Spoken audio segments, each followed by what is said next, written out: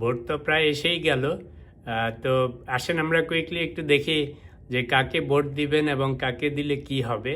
তো এখন যেহেতু শুধু জামায়াত আর বিএনপি আছে, যদিও ওদের শরিক দল আছে, তো কুইকলি আমরা দেখি যে কাকে ভোট দিবেন, কেন দিবেন এবং ভোট দিলে কি সুবিধা অসুবিধা হবে। তো এখন যেহেতু বিএনপিকে বেশিরভাগ মানুষ বলতেছে চাঁদাবাজ, তো অবভিয়াসলি বিএনপিকে ভোট দিলে মনে হচ্ছে যেন চাঁদাবাজ পাবেন। আর জামাতকে সবাই এখন বলতেছে যে খুব সুন্দর ডিসিপ্লিন, চাঁদাবাজি করে না, তো সেই জন্য জামাতকে দিলে সুন্দর সুস্থ সমাজ পাবেন, এটা হচ্ছে কথা। তো এবার আমরা আসলে পিছনের একটু কাহিনী দেখি যে আসলে কি হবে। জামাত দিয়েই শুরু করি। বিএনপি যেহেতু নন কমোডিটি, আমরা আগে তাদেরকে ক্ষমতায় দেখেছি কী ধরনের চাঁদাবাজি করে, ওদের লিডারশিপ কী, গভর্নমেন্ট স্টাইল কী, ক্রাইম করাপশন কী, কিছুটা আমাদের আইডিয়া আছে। তো জামাতকে তো এখনও ক্ষমতায় দেখিনি। তো আসেন জামাত নিয়েই শুরু করি। জামাতের যে সমস্ত গুণাবলীর কথা আগেও বলেছি যে এরা খুবই ডিসিপ্লিন, খুবই অর্গানাইজড, খুবই ভালো, কিন্তু এদের আসল আরেকটা চেহারা আছে। সেটা হচ্ছে এখন যেহেতু ইলেকশন এসেই গেছে আর আমরা যেহেতু কারোর দিকে কোনো বায়াস নাই, তো দুই পক্ষেরই ভালো খারাপটা বলি। তো জামাতের ভালো দিক তো এখন কম বেশি সবাই জানেন, প্লাস সাথে ঢাকা ইউনিভার্সিটির সাদিক কায়ুমকে দেখে অনেকেই মনে করতেছেন দিস ইজ দি জামাত। তো আমরা একটু আলোচনা করে দেখি জামাতের আসল ঘটনাটা কি। আওয়ামী লীগের আমলে ছাত্রলীগ আওয়ামী লীগকে ঘোল খাইয়ে, এই যে এখন যে ইয়াং জেনারেশনের যতগুলি শিবিরের নেতা দেখেন, এরা সবাই আওয়ামী লীগ ছাত্রলীগের মধ্যে মিশেছিল। একটা ছাত্রলীগ আওয়ামী লীগের মানুষ বুঝতে পারে নাই এরা যে কত বড় শিবির নেতা এবং কিভাবে সব কিছু অর্গানাইজ করতেছে। ওই যে তারেক রহমান গুপ্ত গুপ্ত বলে, আসলে ওদের গুপ্ত যে ওরা কিভাবে ওদের সংগঠনকে টিকায় রাখছে সেই সময় এবং কিভাবে সংগঠনটাকে এক্সপ্যান্ড করেছে, সেটা এখন আপনারা দেখতে পাচ্ছেন। ম্যাক্সিমাম ইয়াং জেনারেশন সব ইউনিভার্সিটিগুলিতে সবগুলিকে এখন মোস্টলি মনে হচ্ছে শিবির শিবির টাইপ, রাইট? ওয়াই? বিকজ ওরা সেভাবে অর্গানাইজ করেছে। এবং মজার ব্যাপার হচ্ছে দেখেন, এই যে ইউনিভার্সিটিগুলিতে এত যে শিবির কর্মী ছিল গত 17 বছর ধরে কেউ টের পায় না। ছাত্রলীগের মধ্যে থেকেই ওরা শিবির করে এসছে। সাদিক কায়ুম যে শিবির ছিল ছাত্রলীগের, ওরা জীবনেও টের পায়নি। তো ম্যানিপুলেশন টেকনিক বলেছি এই কারণে, এক্স্যাক্ট সেম থিং জামায়াতের মেইন লিডারশিপও এখন করতেছে। এখন আমরা যদি বিএনপিকে ভোট দেই, অবভিয়াসলি আপনি চাঁদাবাজ পাওয়ার চান্স খুব হাই, কারণ সারা বাংলাদেশের দুনিয়ার মানুষ চাঁদাবাজ হবে। আর যেহেতু জামাতে তো আগে গভর্নমেন্টে ছিল না, চাঁদাবাজি করার দেখাও যায় না, প্লাস হয়তো ওরা চাঁদাবাজি করবে না, কিন্তু রিয়েল প্রবলেম অন্যখানে। সেটা হচ্ছে যে এখন যেরকম সুন্দর সুন্দর কথা বলে একদম আমাদেরকে বুলায় রাখছে, ওই যে সাদিককে আমরা যেরকম ছাত্রলীগ আওয়ামী লীগের মধ্যে গুপ্ত হয়ে বসেছিল, ওরা টের পায় নাই। যেই দিন ক্ষমতায় যাবে সেটার একটা নমুনা ওই যে ডক্টর খালেদুজ্জামান ক্যান্টনমেন্টের গেটে যেটা করেছে দেখেছেন, কীরকম চেহারা, কীরকম কথাবার্তা, কীরকম অ্যারোগেন্স, যে আর্ম ফোর্সের লোকদেরকে এখনও ক্ষমতায় যায় না, এখনও এমপি হয় নাই, কিছুই হয় না, এবং তার জেতারও কোনো গ্যারান্টি নেই। সেই লোক আর্মি অফিসিয়ালদেরকে এখনই যেরকম ধমকি দামকি দিচ্ছে, দিস ইজ আনবিলিভেবল। এবং আই এম টেলিং ইউ, জামায়াতের যেমন গুণ আছে, ওই যে চাঁদাবাজি এটা ওটা করে না কেন, কারণ ওরা ওদের যে সংগঠন, ওদের নেতাকর্মী বিভিন্ন স্তরে স্তরে, আরেকদিনও বলেছিলাম, এগুলিকে আর্মির মতো শাসন করে। আপনি উল্টাপুল্টা করতে পারবেন না ওখানে। সেই শাসন যখনই ক্ষমতায় যাবে তখনই একদিনে পাল্টে যাবে, তখন পাল্টে যে এই শাসন আমাদের উপর চালাবে। কেমনে চালাবে? এখন ভেবেছেন এত সুন্দর সুন্দর কথা, এত সুন্দর সুন্দর দাড়ি থেকে চাঁদাবাজির থেকে রক্ষা পাবেন। ইয়েস, চাঁদাবাজির থেকে রক্ষা পাবেন, কিন্তু বাংলাদেশকে অল্প দিনের মধ্যে ওরা আফগানিস্তান, ইরান, পাকিস্তান বা অন্যান্য দেশের মতো বানিয়ে ফেলবে। কারণ আপনার যে সমস্ত সাংগঠনিক ওদের নিয়মকানুন আছে, আপনার মনে আছে এরশাদের আমলে কি করেছিল? মহিলাদের পিঠে যেখানে যেখানে খোলা দেখা যেত কালি লাগায় দিত রাস্তায়। তো এরশাদ তো আর্মির জেনারেল ছিল, Ershad was not even a pious man, ও দুনিয়ার বদমাইশ ছিল। কিন্তু তারপরেও ওই যে ধর্মের একটা সুবিধা হচ্ছে, আপনি যত শিক্ষিতই হন, যত পণ্ডিত ব্যক্তি হন, আপনাকে যদি ধর্ম দিয়ে, কোরআন শরীফ দিয়ে, হাদিস কোরআন দিয়ে ধরে, তখন আমরা যারা মুসলমান, আপনি প্র্যাকটিস করেন বা না করেন, তখন আর কিছু বলা যায় না, তর্কে যাওয়া যায় না।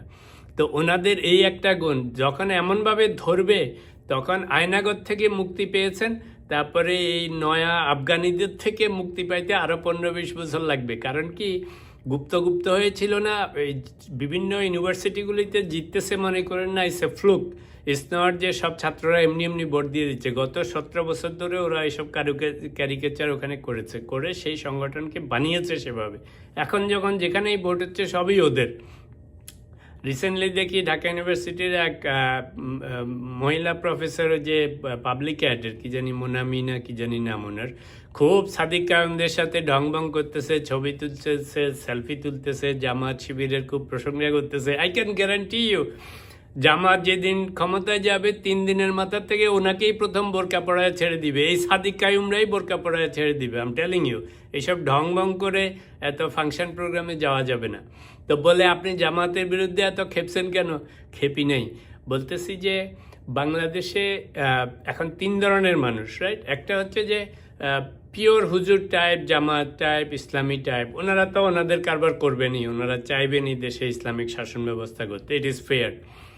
আর যারা ইয়াং জেনারেশন, যাদেরকে গত 15, 16, 17 বছর ধরে শিবির জামাতরা এই যে গুপ্তভাবে রেডি করেছে, তো অবভিয়াসলি ওই বেচারারা এখনও অতটা এক্সপিরিয়েন্স করে নেই আসল ইসলামিক শাসন কীরকম, বা ওই যে অন্যান্য দেশে যেসব দেশে ইসলামিক শাসন আছে সেটা কীরকম ওরা দেখে নাই।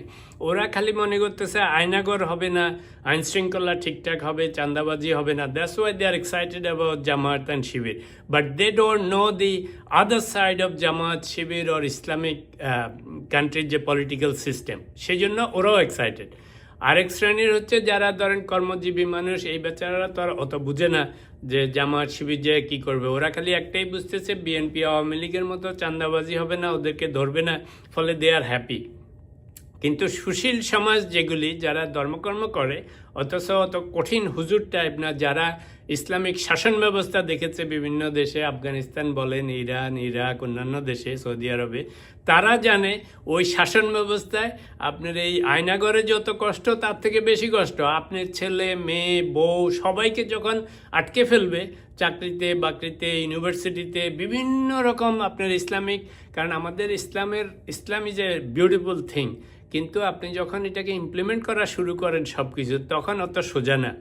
এই যে আমি একটা কথা বলি সবসময়, যে সমস্ত মানুষ কঠিন ম্যানিপুলেটর, সাংঘাতিক মেজাজি মানুষ, এদেরকে অনেক সময় বাইরে দেখবেন খুবই সুন্দর হাসি খুশি জামাই জামাই টাইপ মানুষ, তো বাইরের মানুষ বলে কই, আপনি বলেন আপনার আব্বা এত রাগী, আপনার চাচা এত রাগী, আপনার ভাই এত রাগী, আমাদের সাথে তো দেখি খুবই সুন্দর, খুবই ভদ্র, খুবই নরম মানুষ।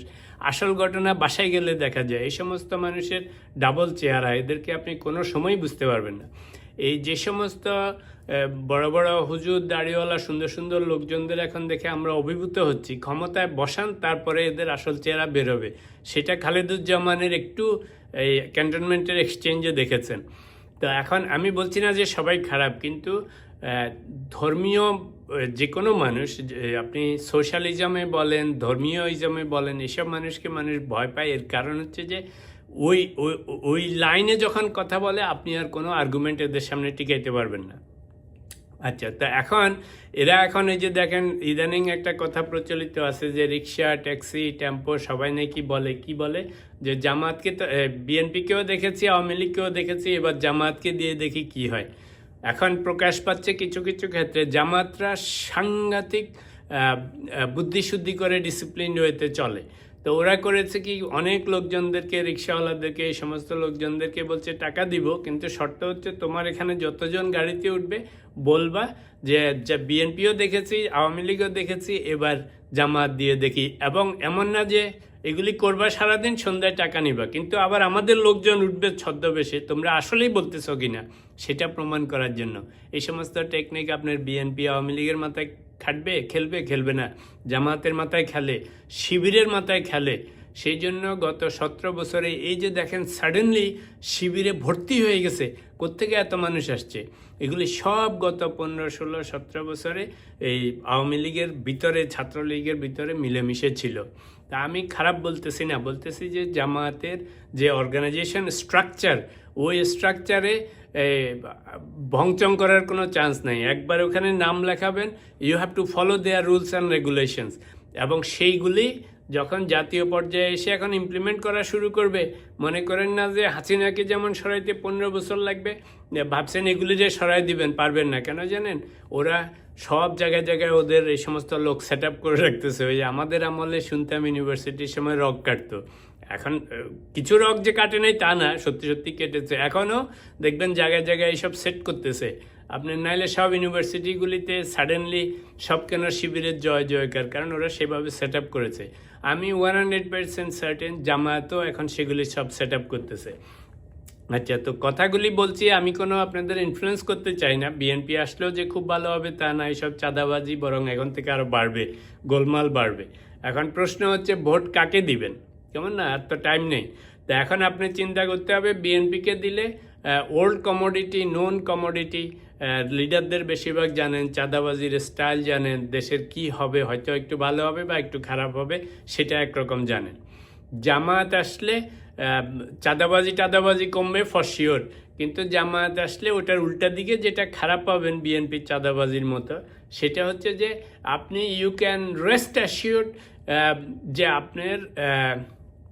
আপনার দেশের এই সমস্ত শরিয়া টাইপ আইন কানুন ওরা ইমপ্লিমেন্ট করবে। কারণ this is what their profession, right? This is what they do.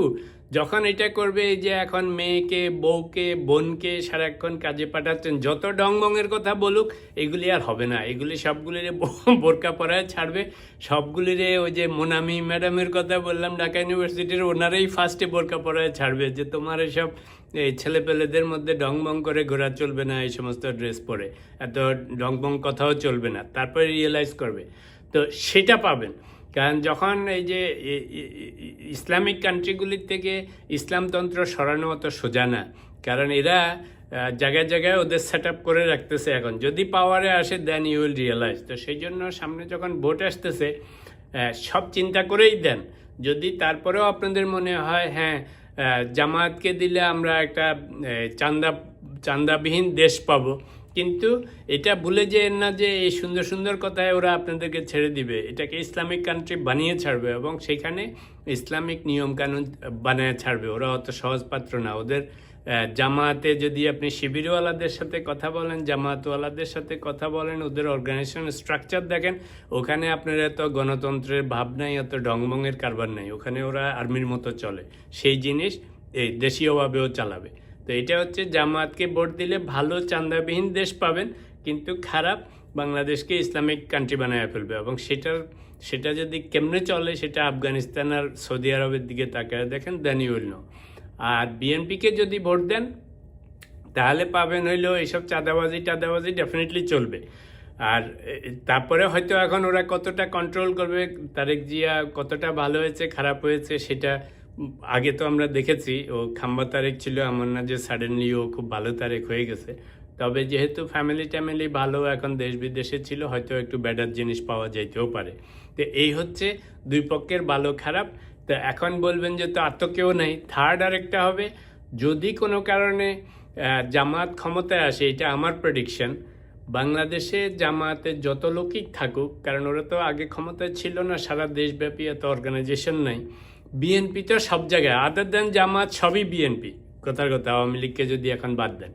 তো এই সমস্ত হাজারো লক্ষ কোটি জনতা জাদ্দাবাজেরা তো আর বসে থাকবে না, দেখবেন যে দেশে নৈরাজ্য করে ছাড়বে। তো তখন জামায়াত করবে কি, আওয়ামী লীগের যেরকম আইনাগত ছিল, জামায়াত ধর্মের নামে সবগুলিকে সাইজ করে ফেলবে, রক কাটা শুরু করবে। নয় তো বিএনপিকে থামাবেন কেমন করে? সারা দেশে তো বিএনপির পোলাপান, আড্ডাবাজ, এই সমস্ত চান্দাবাজ সবে ভরা না, তো সেগুলিকে তো ম্যানেজ করতে হবে, সাংঘাতিক গোলমাল হবে। বিএনপিকে আসলে আর জামায়াত কতটা করতে পারবে জানি না, কারণ জামায়াতের সংখ্যা তো তুলনামূলকভাবে অত বেশি না এখনো। তো এটা হচ্ছে দুইটা। আর চতুর্থ অপশান হচ্ছে যদি এই দুইটার কোনোটাই সুবিধা না হয়তো, তাহলে হয়তো দেখা যাবে ডক্টর ইউনূসরা নতুন খেলা শুরু করবে, ওয়াকারুজ্জামান সহ, বলবে যে না দুইটা বেশি গোলমাল করতেছে, তাহলে আরও কিছুদিন ক্ষমতায় থাকতে হবে। তো ইউনূস তো আর একলা থাকতে পারবে না, হয়তো আবার সামরিক শাসনের চেষ্টা করবে। তো এনিওয়াইজ মোদ্দা কথা হচ্ছে ইলেকশন যখন এসেই গেছে, তখন চিন্তা করেন যে ভাই বিএনপিকে দিলে নন কমোডিটি, চাঁদাবাজও পাবো, আবার কী ধরনের সরকার হবে, মোটামুটি জানা সরকার, আগে যেরকম ছিল এরা তেমন কিছু চেঞ্জ হবে না। জামায়াতকে যেহেতু আগে দেখি নেই, তো জামাতের এইসব সুন্দর সুন্দর কথায় পড়তেছে, কিন্তু এরা যে গুপ্ত গুপ্ত মনে করেন না যে গুপ্তরা সব ছেড়ে দিবে না। এটারে অলমোস্ট গ্যারান্টিড যে ইসলামিক টাইপ কান্ট্রি বানিয়ে ফেলবে। আপনার এই যে বোন বউ বউ এই সমস্ত যত মহিলাদের আছে আর অন্যান্য শরিয়া নিয়মকানুন তো আসবেই, তো সেগুলি কিন্তু ইমপ্লিমেন্ট করবে। ফলে খালি চাঁদাবাজ থেকে রক্ষা পাবেন বলে খুশিতে বকবক করার কোনো কারণ নাই, কারণ আরও অনেক কিছু আসবে সাথে। সেটা যদি বেশি দেখতে চান আফগানিস্তানের দিকে তাকেন, লং টার্ম যদি ইসলামিক কান্ট্রি দেখতে চান। তো এই দুইটা চিন্তা ভাবনা করে 12 তারিখে ভোট দেন আল্লাহর নাম করে, দেখা যাক কি হয়। তবে আমার পার্সোনাল ওপিনিয়ন হচ্ছে আমি জামাতদেরকে পছন্দ করি ওনাদের নুরানি চেহারার জন্য, ওনাদের ডিসিপ্লিন অর্গানাইজেশনের জন্য, সবই ভালো, ক্লিনলিনেসের জন্য। কিন্তু ওনাদেরকে আবার আমি এটা ভয় পাই যে দে আর এটারে ম্যানিপুলেশন বলে ইংলিশে, দে ক্যান ম্যানিপুলেট পিপল। এই সাদিক কায়ুমরা যেভাবে ম্যানিপুলেট করতেছে, ও ইজ এ গুড গাই, কিন্তু এটাতে ভুলেন না, এটা এখন হচ্ছে যে জামাত ক্ষমতায় যাওয়া পর্যন্ত, then you will see a different Sadiq Qayyum and other people. তো দেখা যাক কি হয়। এখন বাংলাদেশের মানুষই ঠিক করবে কি তারা চাঁদাবাজ টাইপ নর্মাল গভর্নমেন্ট চায় নাকি চাঁদাবিহীন ইসলামিক টাইপ গভর্নমেন্ট চায়, দেখা যাক।